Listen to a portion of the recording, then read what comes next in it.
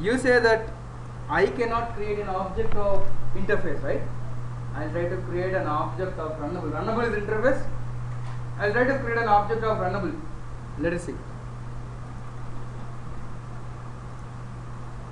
I'm writing a separate class for giving this demo.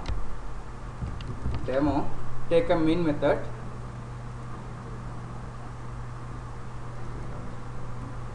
Here I am creating new runnable. See, runnable R is equals to new runnable. I created an object of interface. Is it not an object of interface? R is equals to new runnable. Again I'll create, if you are confused. Runnable R is equals to new runnable. So this will create an object of runnable. Is it? Do you agree? Is it an object of interface? Runnable is an interface, right? Yes. Here it appears that as if you are creating an object of interface, but you are not creating an object of interface. What is exactly happening is, here you are creating an object of some class which is implementing runnable. There is no name to that class. You are not seeing any name to that class. Here internally it is, you are creating an object of a class which is implementing runnable. See, here you are writing implementation for run. Here I can write whatever I want. Okay. So here you are not actually creating an object of interface. You are creating an object of a class which is implementing runnable interface indirectly here. Right. That is the meaning here. You are not creating an object of interface. Is that class having any name? No. Such a class which does not have any name is called as anonymous class. Now you created an object of anonymous class. Okay. Okay, I will write some code here. So for, like yesterday, I want to print int I is equals to 0, I less than 100, I plus plus, system.out.println. Tell me how to get the reference of the current thread. Thread dot current thread will give the reference of the thread object which is executing this run method. Dot get name will print the name. So I will just keep it inside system.out.println. So now I wrote a runnable code. I didn't write a separate class for implementing runnable. I wrote an anonymous class here. Then what I can do is I can say new thread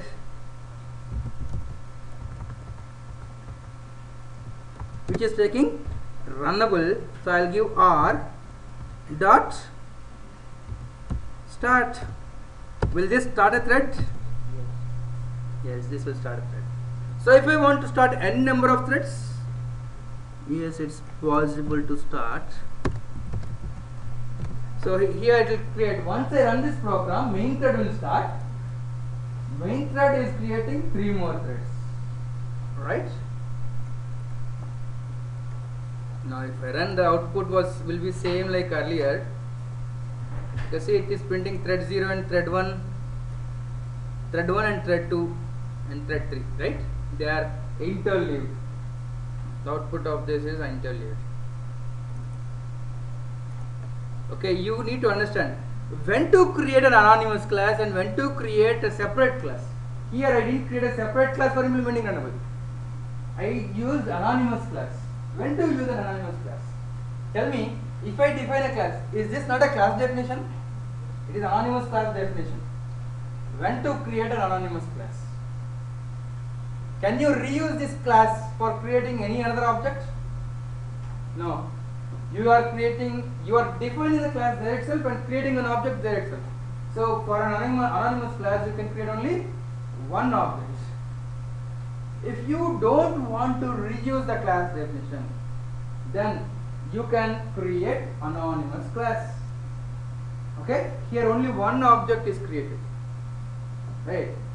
So in your application, if there is such a requirement that you need not reuse the class definition to create multiple objects, you can create anonymous. Okay. Remember this concept when talking about servers in J2E also. Again, I'll say threads will be created dynamically. So this is how to create a thread dynamically. Writing a definition here itself, creating an object here itself. Okay. Just see and just analyze, and if you have any, what is the meaning if somebody asks you whether this class is thread safe or not. Now I am asking you, bank account, is it thread safe class? No, because if you have to say that this is a thread safe class, even the two threads are sharing the bank account object, there should be no synchronization issues. Then you say that this class is thread safe. So now I say that this bank account class is not thread safe. Why? Because when two threads are sharing bank account, there is a possibility of synchronization issues. What do I exactly mean by synchronization issue? Many of you, even people who are working right now also in projects, they don't know clear meaning of what is synchronization. Let me tell you a clear meaning of what is synchronization. See here, if two threads are sharing the object, bank account object, in this case, is this bank account class having any instance variable? Is this bank account class having any instance variable? Yes. Instance variables are nothing but state of an object. Do you agree? Yes. Now let us assume that two threads are sharing same bank account object, right? And let's assume that two threads are executing. You forget about this synchronized blocks right now. Assume that there is no synchronized block. Let's assume that two threads are sharing this bank account object, and two threads enter inside withdraw method, right? Now see here, once the balance is deducted, one thread, let's assume one thread has come here and the balance is deducted. But before it executes the next line, let us assume the time slot allocated for this thread is over. Okay. Then other thread will come here, again execute these lines, everything. Okay. See here, let's assume here one thread, first thread came up to this line, balance is equals to balance minus amount, it executed. Let us assume that when first thread executed, balance is equals to balance minus amount. After executing balance is equals to balance minus amount, let's assume that the balance is 10,000. Right? After doing this step, still some more steps are there here. These steps are there, but before these steps are executed, time slot allocated for the thread is over. Now another thread will come inside this method and again execute the balance is equals to balance minus amount. Now let's assume the balance will become 0, right? So after executing that, second thread will execute the whole logic and come out. After some time the first thread will wake up and start executing this rest of the lines, right? But when it is executing the rest of the lines, what is the balance now? 0. So the first thread is affected by the operations of second thread, right? So this is the code which needs to be synchronized. The problem came because balance is updated by the first thread or second thread. Means the instance variables. When two threads are sharing an object, if one thread is changing the instance variables of the shared object, then there is a synchronization issue. Otherwise, suppose here some code is there, this code is not even using balance at all. Here there is three lines of code, commented code. Let's assume that there is some code here which is not using any instance variables, right? So will there be any synchronization problem here by executing these lines? No. No, instance variables are not changed, right? So when this code is executed by any thread concurrently also, there is no synchronization issue. Synchronization will occur. You can see synchronization issue only if the code is using the instance variables. If the code is not using instance variables, synchronization issues will not happen. Suppose I have another method here, public void some method m, which is not using any instance variables at all. Here let's assume that there is some code and this code is not all using instance variables. Can I say that this method is thread safe? Yes, even though two threads are sharing the same object and two threads are executing the methods concurrently, the same method, if two threads are executing concurrently also, in this method I am not using any instance variable, so this method I can say it is a thread safe. Like that in a class, if all the methods are thread safe, I can say the class as threads, right?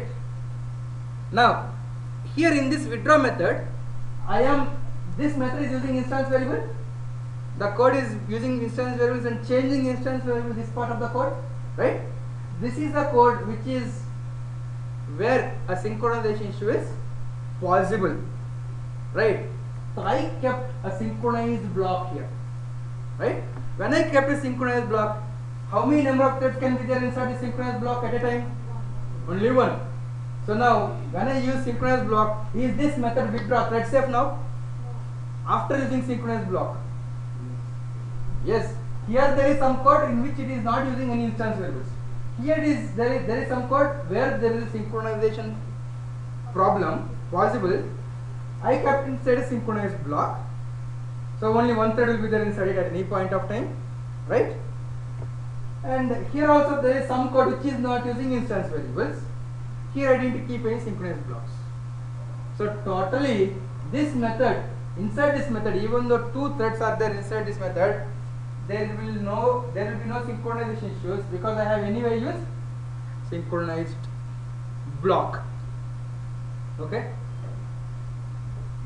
So if in your class, if you have taken care of synchronization by using synchronized methods or synchronized blocks, then we say that your class is thread safe. Okay. Otherwise it is not thread safe. This is a very common question asked in interviews.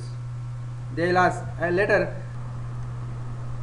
See here, if I run this main method, main thread will start, it will create an object of runnable, it will start 3 more threads, and after 3 threads are started, will the control come out of main method here? So once the control comes out of main method, the main thread will terminate. What about the other 3 threads, will they be running? They will be still running because I introduced a delay of 1 second. So it is in the loop for 100 times. So it will be running, right? So the main thread will terminate before the other threads are terminated, right? Are they daemon threads? Are these 3 daemon threads? No, they are not daemon threads. So the JVM will not terminate. It will wait until all the threads are completed, right? So these threads. Now what I want to do is, I want my main thread to wait until all the 3 threads are terminated. My main thread should not terminate before these 3 threads terminate. Should wait until all the 3 threads terminate, then only it should terminate, right? This is the one which I want. Okay, let us see now. Simply to give this demo, I am doing like this. Thread T1 is equals to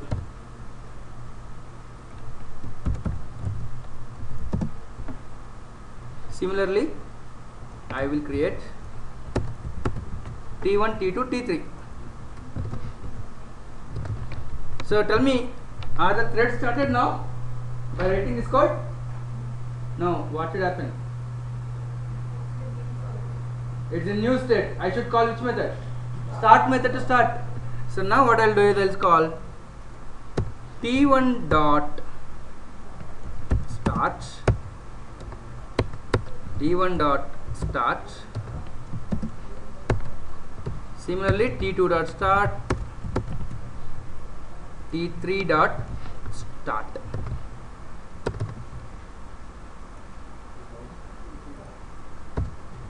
Now I'll print system dot out dot println main thread ending.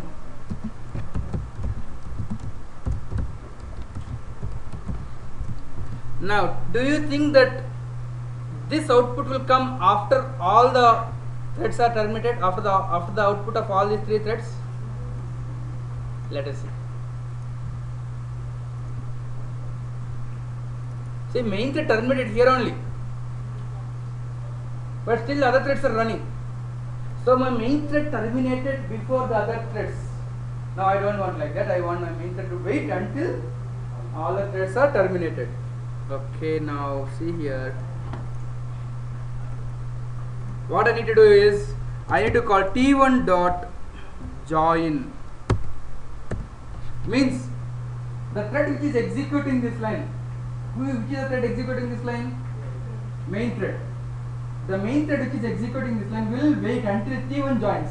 Means until T1 completes. Similarly, I will call T2 dot join. T3 dot join. So now my main thread will wait until all the threads join. These are giving some exception.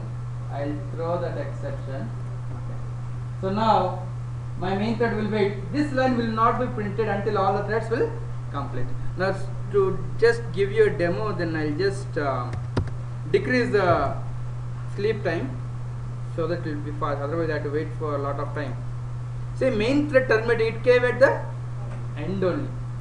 So if you want one thread to wait until other thread is completed, then you have to use a method called join. Okay.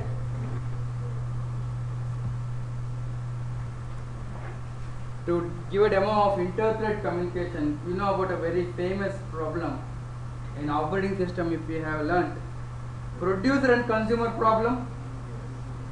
So just let us implement that producer and consumer problem. Tell me, what is that producer and consumer problem, if anyone still remembers?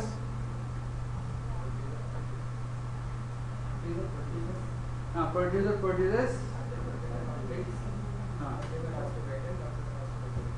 Yes. So let us assume that one producer and one consumer are there. Producer means a company which is producing some goods. We'll model producer as a thread and consumer as a thread. Producer will produce something and keep it at a common location. Let's say he'll keep all the goods he produces inside a godown, right? So producer will produce everything and keep the goods inside the godown. And then when godown is full, the consumer didn't consume it. If the producer produces again another set of products, where will he keep it? The godown is free. The godown is full. It is not free, right? Where will he keep it? He will not be able to keep it anywhere, right? So now the problem is, once the producer produces some goods, he should not produce the next thing until these goods are consumed by the consumer. Okay, once the consumer consumes the goods, and after the consumer has consumed all the goods in the godown, again if consumer tries to consume, will there be anything? No, because producer has to produce again. Right? So if consumer tries to consume before the producer has produced, again it is a problem. And if producer tries to produce before the goods are consumed by the consumer, again it is a problem. So how it should happen? Producer should produce, intimate the consumer, go and consume. Consumer will go and consume it. Then producer should again be told, go and produce. Producer will produce, intimate the consumer. Consumer will consume, intimate the consumer. Now here if you model this producer and consumer as threads, these threads need to communicate with each other, right? Producer thread has to wait until the consumer has consumed, and consumer thread has to wait until producer has produced. So two threads need to communicate with each other for getting this task done, right? Let us now try to understand how to do this inter-thread communication. Okay, you need not write this program, but just you need to understand the concepts. Maybe in your exam also you will not be getting it. Just try to understand the concept. If you understand the concept, you may have questions on it. Okay, see here, Again for inter-thread communication, I told producer and consumer are sharing the same godown, right? So if producer I model it as a thread and consumer I model it as a thread, both should be sharing an object, right? So now for giving the demo of this example, what I will do is I'll create a class called shared object. New class shared object. Inside it I will have a variable called data, private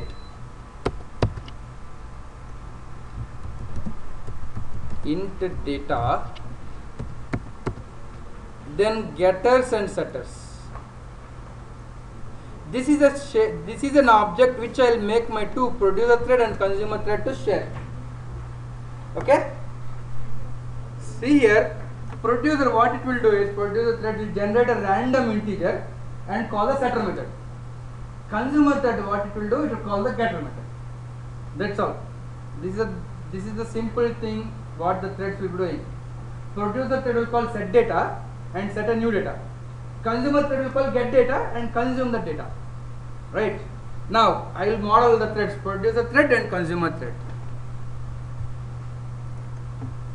New class producer thread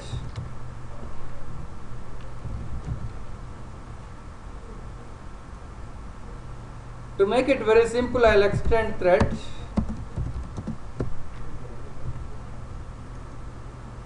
and I will override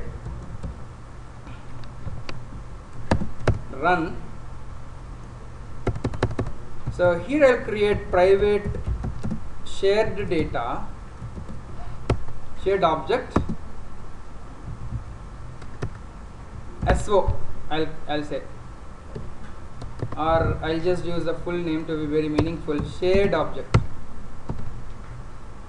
And then I'll give a constructor for this producer thread.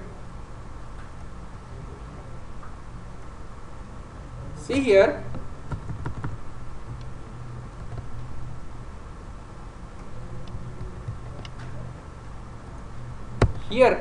I'll call start method, which will call, and inside the run method what I want to do is I want to call in a loop for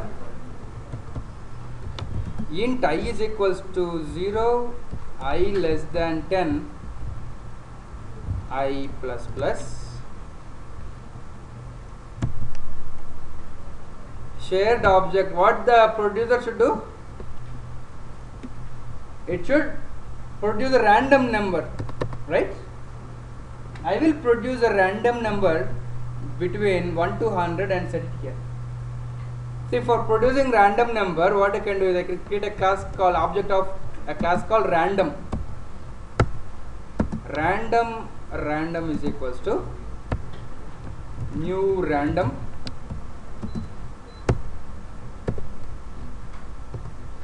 dot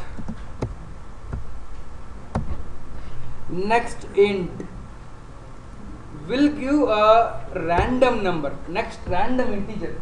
Okay, I'll take int random number is equals to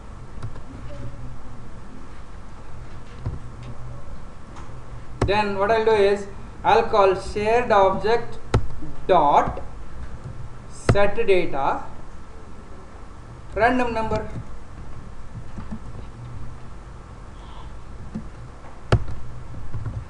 Okay, see here what this producer thread will do. Once it starts, it will generate a random number. In the loop, it will generate 10 random numbers. Okay, and what the consumer should do? It should call getter method 10 times. I'll write the consumer thread also. Very simple code. New class consumer thread extends thread, and I'll again here also write a private variable shared data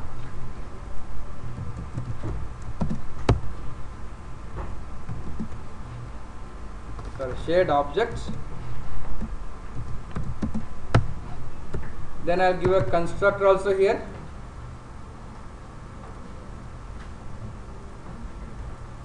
And here I'll call start.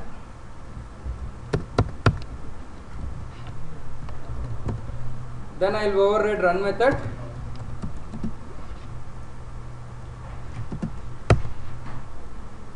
Here I'll write for loop for int I is equals to 0, I less than 10, I plus plus.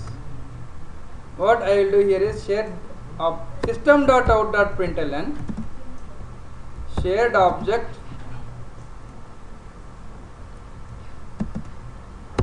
dot get data. So it is very simple now. I created 2 threads. I'll explain you clearly what will happen. Now let me start the threads.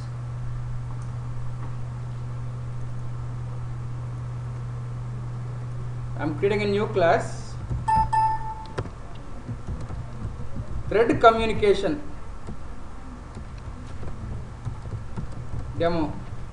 I'll take main. Here, first thing what I'll do is I'll create an object of shared object. Shared object is equals to new shared object. Then I'll say new consumer. Consumer thread request shared object, so I am passing shared object. New producer, this also required shared object. Now see here what is happening. Just clearly see here, I'll explain you. Once I start this main thread will start, and this object, shared object, is created on the heap. Then here I created an object of consumer thread. To the consumer thread I am giving a reference of shared object. Similarly here I am creating a producer thread. To that producer thread also I am giving a reference of shared object. So 2 threads, consumer thread and producer thread, both are sharing the same object, right? Now once I call the constructor of this consumer thread, will a new thread start? Here I am calling start, a new thread will start and it will execute run method. So once an object of this class is created, a new thread will start and it will execute this run method. Similarly, once I create an object of producer, a new thread will start, because start, I call start here, it will execute run method, right? So what output I am expecting is, producer is generating some 10 random numbers, consumer should consume those 10 random numbers. That's what I am expecting. But now let us see the output.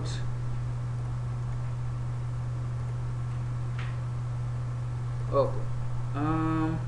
In producer thread, before this, what I will do is I will system.out.println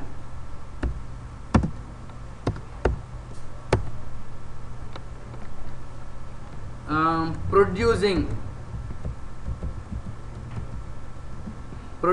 plus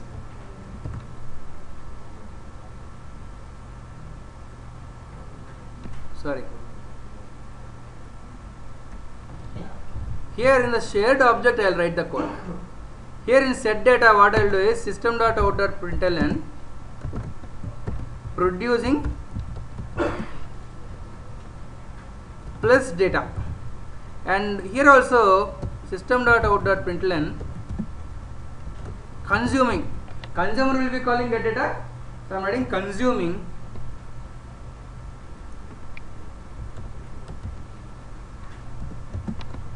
plus data. Okay, consumer thread will call this method, so it will print consuming, what it is consuming. Okay, now here I'll just make one more change here. What I'll do is here I'll just call shared data, shared object dot get data. I'm calling get data 10 times. Okay, now I'll run it, see whether I'm getting the output expected or not. See here, first consumer thread started, it consumed 0, Even before producer has produced anything, it consumed 0 for 10 times. And then producer thread started, it produced all the random numbers. So I don't want like this. I want producer thread to produce first, then wait until consumer thread will consume it. So I want producing, consuming, producing, consuming. I want alternatively. I want two threads to communicate with each other. This is not happening right now. Okay? Because the two threads are independent, they will run as they like. Now two threads are not communicating with each other. Now let us see what will happen. Tell me, is this object of the class, is this shared by two threads? Producer thread is sharing same object, consumer thread. If you want to make this object as thread safe, can you make it synchronized? Only one thread should be calling this setter method, or should be inside the set method or get method. So there are two ways. If the method is so big, it is always better to use synchronized block. The method is so small, I can use synchronized method. So I can make this method as synchronized. First step. This method also has synchronized.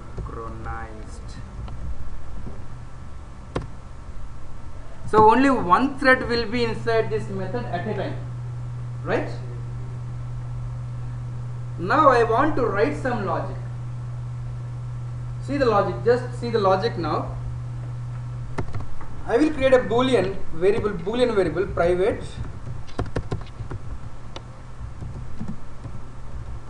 boolean is produced is equals to false.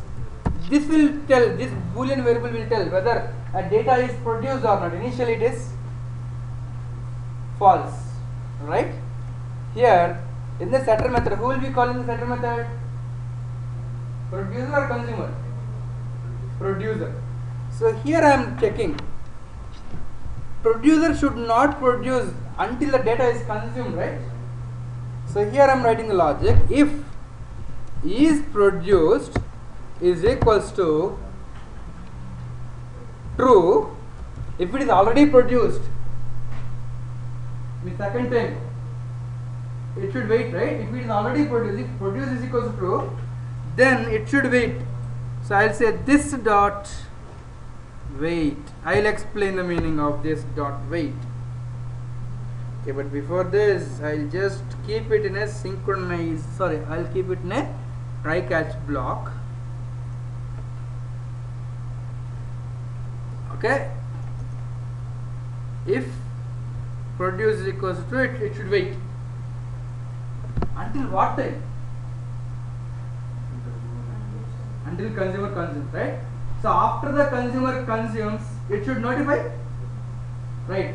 So here the thread which is executing this dot wait will wait until some other thread calls notify on the same object. We are calling wait on this, the current object.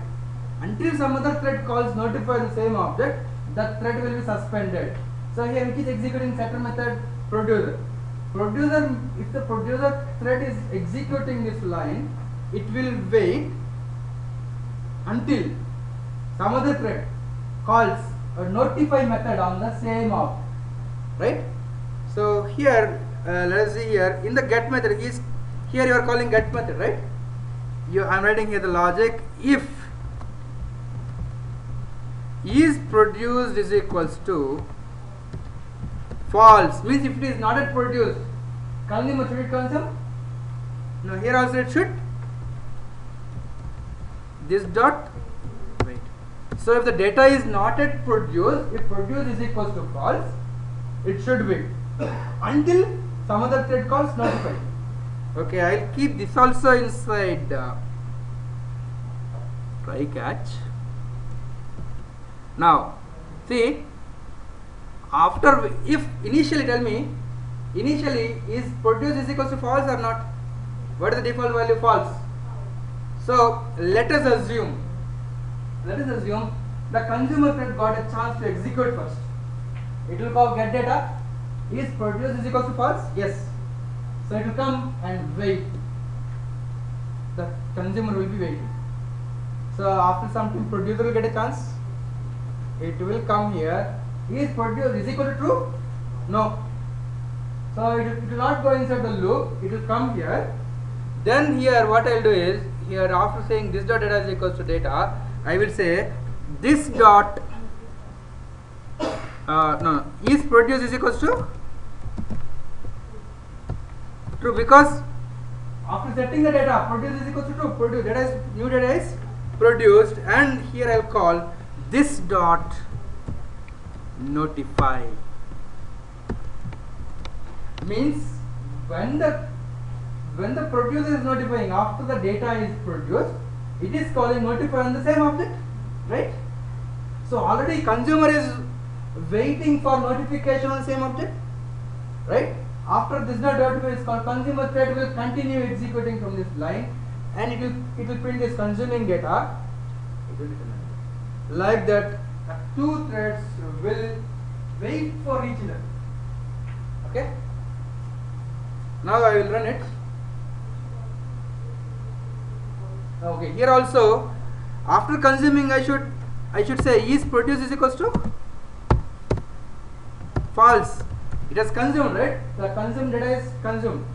The produced data is consumed. So I am saying is produce is equals to false, and here also I should say this dot notify, because producer will be waiting again for notification. So notify. Okay.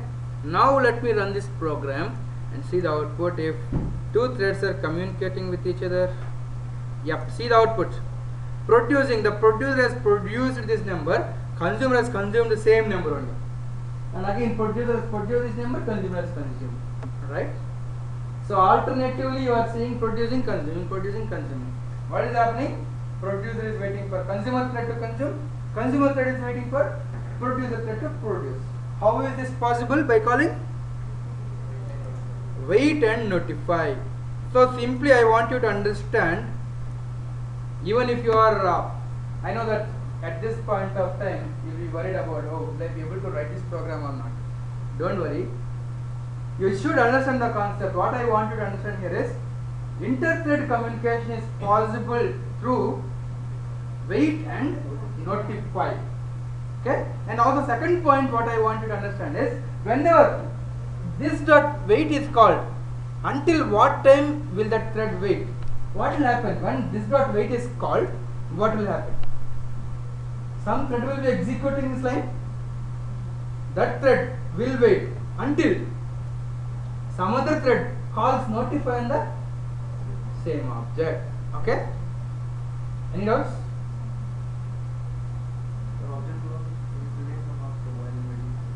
While waiting, the object lock is released. Yes. While waiting, the object lock is released. Very good. So whenever you call wait method or notify method, the lock is released. Because before entering inside this method, lock is taken, and you call whenever you call wait, it will release the lock and wait. Okay. So that is what I want you to understand. Now a small concept here. Can more than one thread be waiting on a single object? On a single object, more than one thread can be waiting. So this dot wait can be called by many threads on the same object, but there will be some order on which the wait method is called. Consumer 1 will call first time, consumer 2 will call second. Let's assume that there are 10 consumers. Each consumer will be calling wait for waiting, right? So there will be some order. Now whenever you call notify, the one which is first in the queue will be notified. So whenever wait method is called, they will be put in a queue. Queue, what is the queue? First in, first out. First in, first out. So whoever calls wait first will be the one who will be receiving the notify. So whenever you call notify, whoever is first in the queue will be notified. But sometimes you want all the threads inside the queue to be notified. Then you can use, instead of using notify, you can use notify all. Notify will notify the thread which is present first in the queue. Okay. But notify all will notify all the threads in the queue. Okay. So what I want you to understand is inter-thread communication is possible by using wait, notify all. Any doubts? Okay, so we completed some important topics of threading, almost completed threading. So I have some basic questions, very basic questions. Just think and answer it. What will happen? See here, I'm calling start method, right? I told if I don't call start method, thread will not be started. Okay. What instead of calling start, if I call run? This is a very basic question which will be asked in interview. It is just like a method call. This run method will not be executed in a separate thread. Same thread will execute the code inside the run method. Right? The very basic question which is asked. So you can call somebody, if somebody asks you, what will happen if you call run method instead of start method on a thread? Yes, no problem. But the code inside run method will not be executed by a separate thread. It will be executed by the same thread. Okay, this is a very common question. Okay.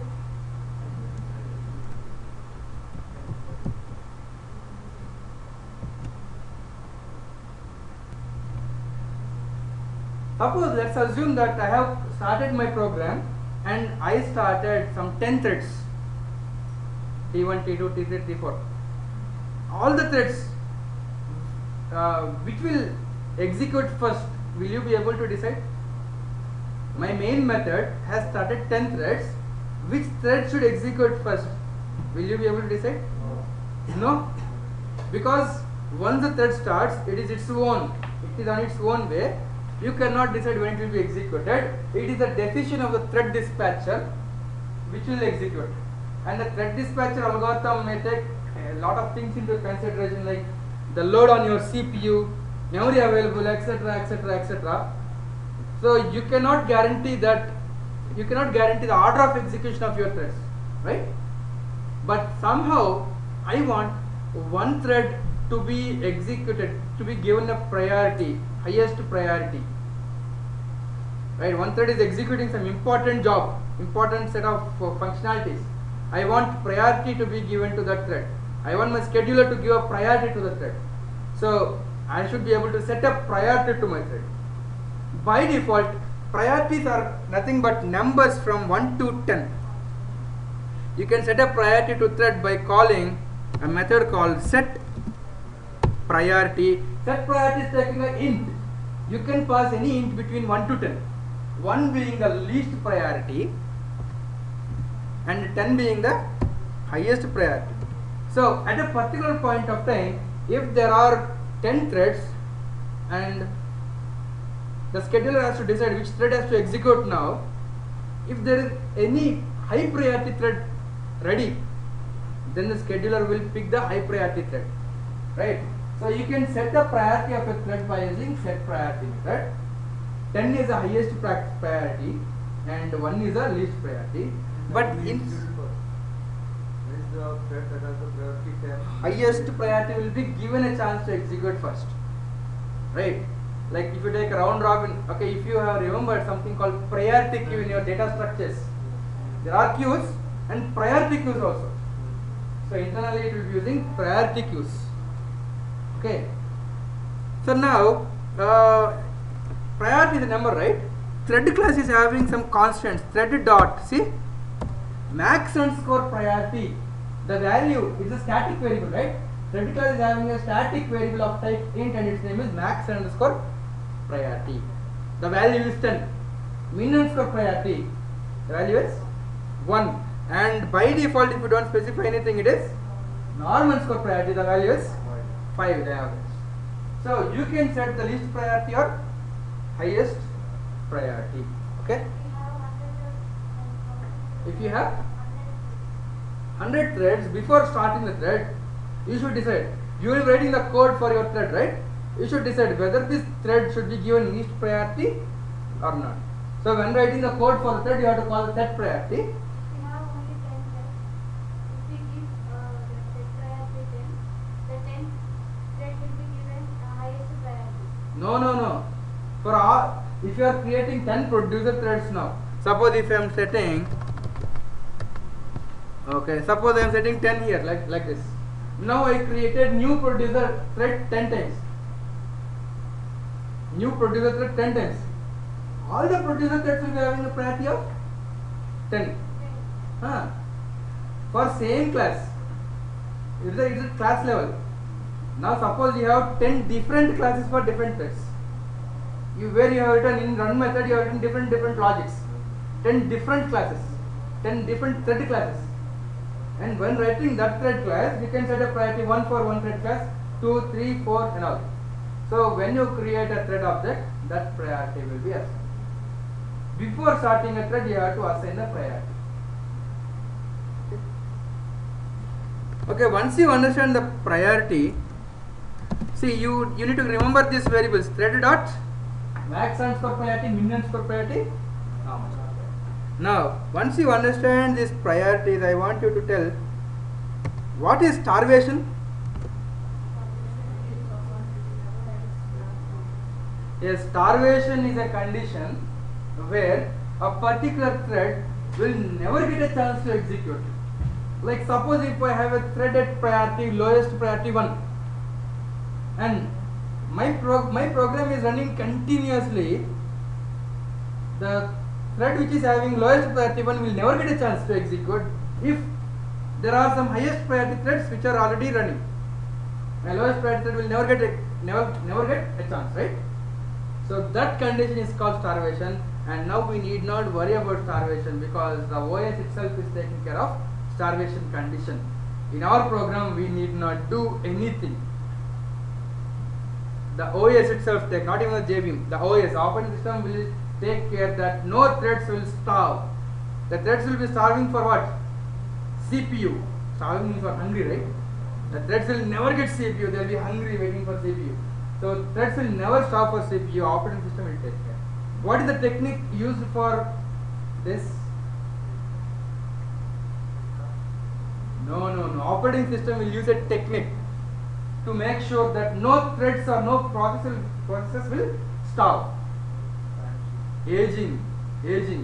Like tell me a very good example of India.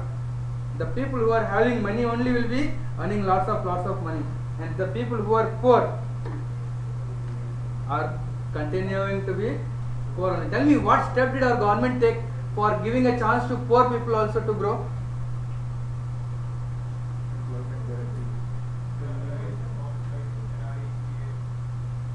What is it? Reservations. India is having reservations. One way it is good, one way it is, many ways it is bad. Reservations. So government is giving reservations, and even in jobs also there are reservations. Giving a chance to poor people. In that way it was thought, but now it is different way. So now after some years they thought, okay, poor people also will become rich and they will be living rich. Similarly here also, operating system what it will do is, it will adopt a technique called aging. What is this aging technique? Now suppose if there is a thread which is having lowest priority 1, it is not getting a chance to execute for some 10 minutes. What the OS will do is, it will automatically increase its priority to 2. Still it is not getting a chance. After some time it will increase its priority to 3, 4, 5. At some particular point of time, this will have the highest priority. So it will get the CPU. So operating system will take care of starvation condition, right? Another condition is deadlock. What is deadlock? Yes, when two threads cannot proceed further, you see a solution. You see a condition called deadlock. I hope I need not explain about deadlocks. The condition, right? Do I need to explain? That is operating system terminology, even it's not related to Java also. We can simulate the deadlock, but it is a bit difficult, not required. Okay, so we completed